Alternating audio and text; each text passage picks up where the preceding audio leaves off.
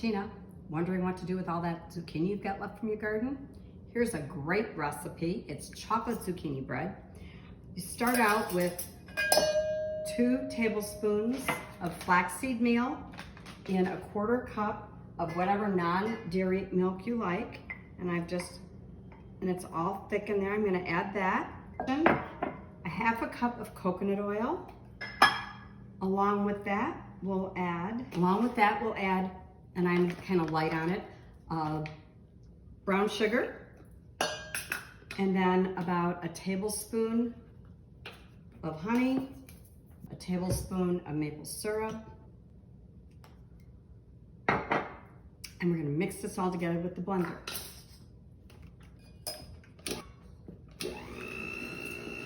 So mix the flour and the cocoa and that pre-mixed thing we've already had, which has the coconut oil and the